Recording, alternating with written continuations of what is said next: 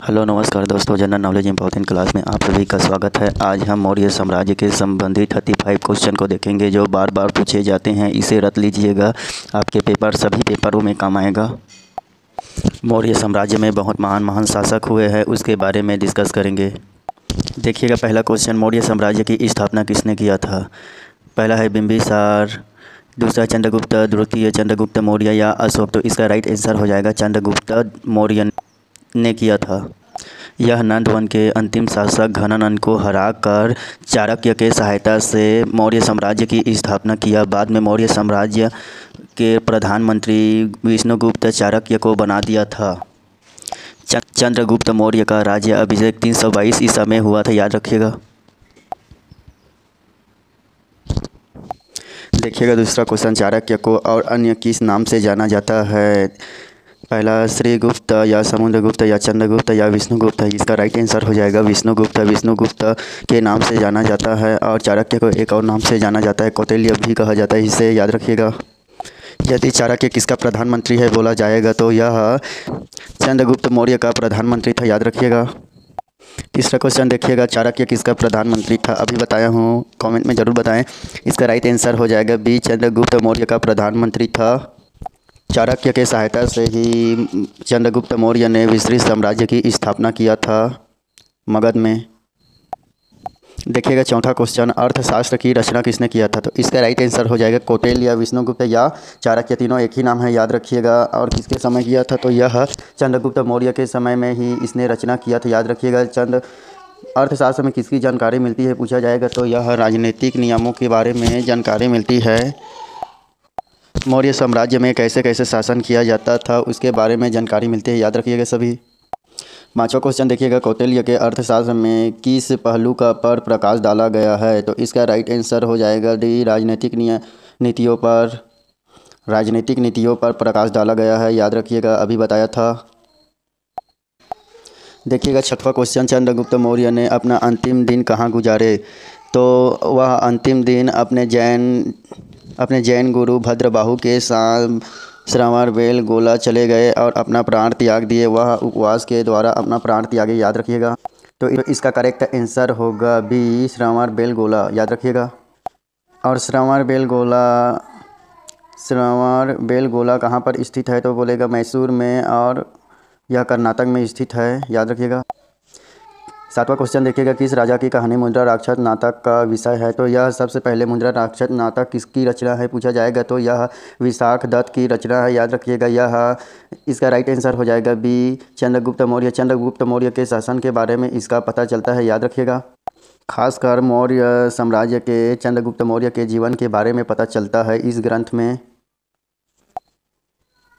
देखिएगा आठवां क्वेश्चन, प्रसिद्ध यूनान राजदूत मेगास्थनीज भारत में किसके दरबार में आया था? तो इसका राइट आंसर हो जाएगा ए, चंद्रगुप्त मौर्य के दरबार में आया था। या सेल्यूकेटर निकेटर ने अपने राजदूत बनाकर यूनान से या इसे भारत भेजा था चंद्रगुप्त मौर्य के समय। मेगास्थनीज जब भारत आया तो इसने एक प्रसिद्ध ग्रंथ इंडिका की रचना किया था और इसे में मौर्य साम्राज्य के बारे में पता चलता है, याद रखिएगा। आगे डिस्कस करेंगे इसके बारे में, इंडिका के बारे में। नौवां क्वेश्चन देखिएगा, इंडिका नामक पुस्तक के लेखक कौन थे? तो इसका राइट आंसर हो जाएगा, अभी बताया था, दी मेगास्थनीज। कहाँ से आया था मेगास्थनीज? यूनान से आया था। किसने भेजा था? तो सेल्यूकेटर निकेटर ने भेजा था। किसके दरबार में आया था पूछा जाएगा तो चंद्रगुप्त मौर्य के दरबार में आया था मेगास्थनीज। देखिएगा 10वां क्वेश्चन, बिंदुसार के शासन के दौरान अशांति कहाँ थी? तो इसका राइट आंसर हो जाएगा तक्षशिला में। तक्षशिला में बहुत विद्रोह हो रहा था तो इसने बिंदुसार ने अपने पुत्र अशोक को इसे रोकने के लिए भेजा और अशोक ने उसे अच्छी तरह से संभाला और रोक दिया विद्रोह को, याद रखिएगा। ये भी याद रखिएगा, चंद्रगुप्त मौर्य का पुत्र एवं उत्तराधिकारी बिंदुसार था। बिंदुसार के बाद अशोक हुआ। 11 नंबर का क्वेश्चन देखिएगा, सम्राट अशोक किसका पुत्र है? तो अभी बताया था, यह किसका पुत्र है बताइए कमेंट में। तो इसका राइट आंसर हो जाएगा बी, बिंदुसार का पुत्र है। चंद्रगुप्त मौर्य का पौत्र था, याद रखिएगा, अशोक। 12वें नंबर का क्वेश्चन देखिएगा, मौर्य वंश का अंतिम शासक कौन था? पहला है चंद्रगुप्त, शिशुम या अशोक या बृहद्रथ। तो इसका राइट आंसर हो जाएगा ऑप्शन नंबर डी, बृहद्रथ, याद रखिएगा। यदि बृहद्रथ की हत्या किसने किया था पूछा जाएगा तो पुष्यमित्र शुंग ने किया था और शुंग वंश की स्थापना कर दिया उसने। 13 नंबर का क्वेश्चन देखिएगा, निम्नलिखित में से वह व्यक्ति कौन है जिसका नाम देवानाम प्रियदर्शी था? तो इसका राइट आंसर हो जाएगा अशोक। याद रखिए, सम्राट अशोक के अभिलेखों में अशोक को देवानाम प्रियदर्शी के नाम से भी जाना जाता था। याद रखिएगा। देखिएगा 14 नंबर का क्वेश्चन, निम्नलिखित अभिलेखों में से किसके अशोक का नामोल्लेख हुआ है? तो इसका राइट आंसर हो जाएगा गुर्जरा अभिलेख में, और एक और अभिलेख है मास्की अभिलेख में भी अशोक का नाम हुआ है। 14 नंबर का क्वेश्चन देखिएगा, निम्नलिखित अभिलेखों में से किसके अभिलेख नंबर का क्वेश्चन देखिएगा, कलिंग युद्ध के विजय तथा क्षत्रियों का वर्णन अशोक के किस शिलालेख में है? पहला शिलालेख, दूसरा शिलालेख, या 12वां शिलालेख, या 13वां शिलालेख? तो इसका राइट आंसर हो जाएगा 13वां शिलालेख में है यह। इसके बाद बौद्ध धर्म को अपना लिया था कलिंग के विजय के बाद। अशोक के 13वें शिलालेख में यह पता चलता है कि कलिंग युद्ध में करीब 1 लाख लोग मारे गए, जिसके कारण से इसका हृदय परिवर्तन हुआ और इसने बौद्ध धर्म को अपना लिया था। और इसका हृदय परिवर्तन हो जाता है और सदा के लिए युद्ध को त्यागने का निर्णय लेता है यह अशोक, और युद्ध कभी नहीं करता बाद में। अशोक सम्राट ने 261 ईसा पूर्व में कलिंग पर आक्रमण किया था। यह भी याद रखिएगा, यह भी एग्जाम में कई बार पूछा गया है।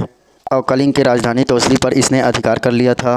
16वें नंबर का क्वेश्चन देखिएगा, कलिंग विजय के उपरांत अशोक ने महान में निम्नलिखित में से किस धर्म को अपना लिया था? तो इसका अभी ही बताया हूँ आंसर, तो इसका राइट आंसर हो जाएगा बौद्ध धर्म को अपना लिया था।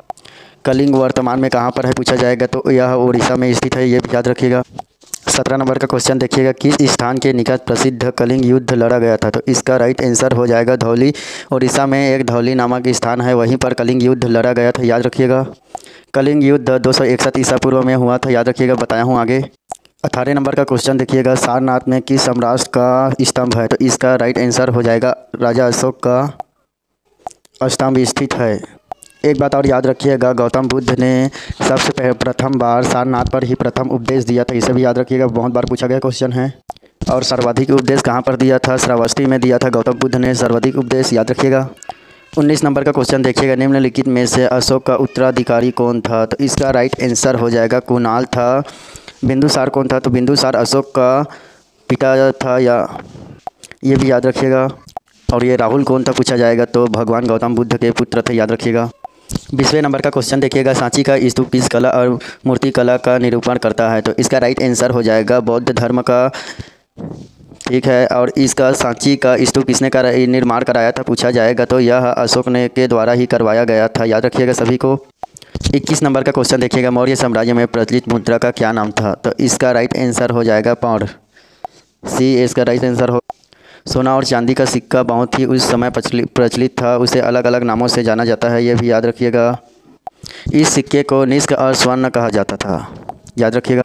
देखिएगा नेक्स्ट क्वेश्चन, प्रसिद्ध सांची स्तंभ किसके समय में बना था? इसे भी बताया था। याद रखिएगा। सी